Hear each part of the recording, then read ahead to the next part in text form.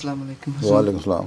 حضور. میرا سوال ہے ابھی جو پاکستان میں دھرنا ہو رہا ہے مولویوں کا، اس کے بارے میں آپ کا کوئی پوائنٹ آف ویو میرا کیا کہ اچھا ہے کہ میں نے کیا کہنا. جماعت کی تبلیغ سے ہو رہی ہے؟ اچھا ہے. میں کتنا اچھا کہہ سکتا ہوں غلط کام کو.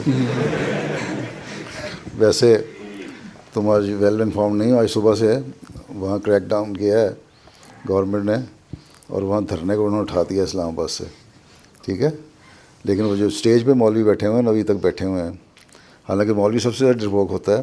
اگر انہیں کو تو صرف پھینٹی لگاتے تو باقی اپ ہی اٹھ جاتے.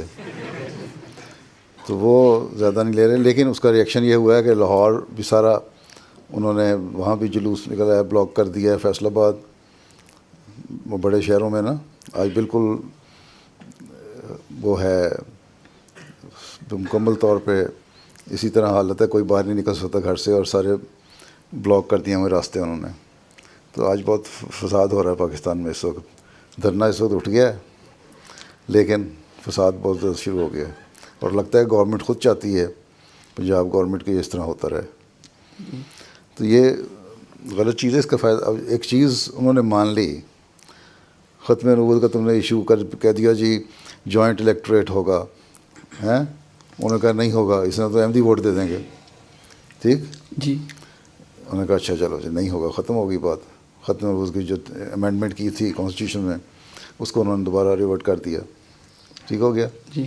اب ختم ہو گئی بات. بیٹھو کہ نہیں جو ہوم منسٹر ہے اور لا منسٹر ہے اور فلاں فلاں منسٹر ہے جب تک ریزائن نہیں کریں گے، اور پھر اصل میں یہ چاہتے ہیں کہ یہ فتنہ فساد ہوتا رہے، اور گورنمنٹ جو ہے تھوڑی سی ویک ہو گئی ہے، کمزور ہو گئی ہے، اس کو پھر تھوڑا سا موقع ملتا رہے اسی بہانے کچھ اور طرح اپنی حکومت چلانے کا.